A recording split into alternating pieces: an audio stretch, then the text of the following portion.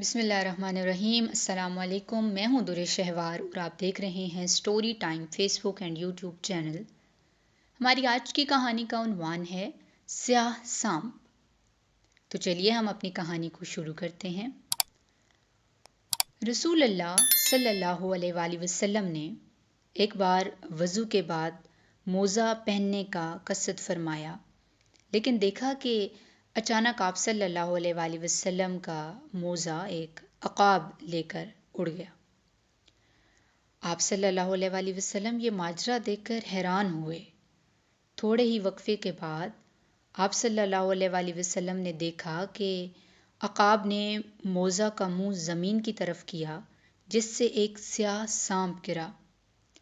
اس عمل کے بعد عقاب نے موزہ رسول صلی اللہ علیہ وآلہ وسلم کی خدمت میں پیش کر کے عرض کیا، یا رسول اللہ صلی اللہ علیہ وآلہ وسلم، میں نے اسی ضرورت سے گستاخی کی تھی کہ اس کے اندر سانپ گھسا ہوا تھا۔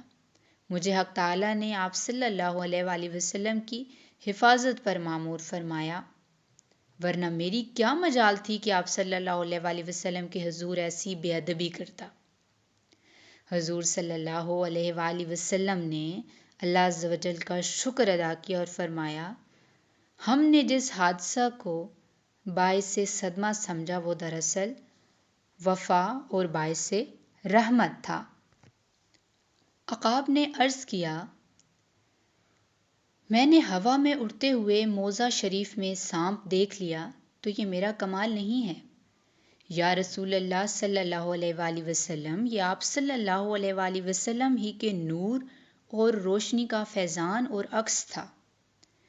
آپ صلی اللہ علیہ وآلہ وسلم تو سراج منیر ہیں۔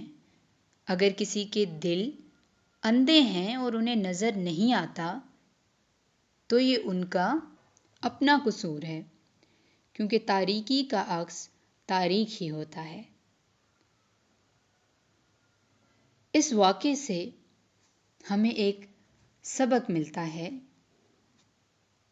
کہ آئی ہوئی مصیبت کسی بڑی مصیبت سے بچانے کا ذریعہ ہوتی ہے، اس لیے حالات کو سپرد اللہ ہی رکھنا چاہیے اور اللہ پہ توکل رکھنا چاہیے کہ ضرور کوئی بھی چھوٹی پریشانی بڑی مصیبت کو روک لیتی ہے۔ جی تو ویورز، آپ کو ہماری آج کی کہانی کیسی لگی؟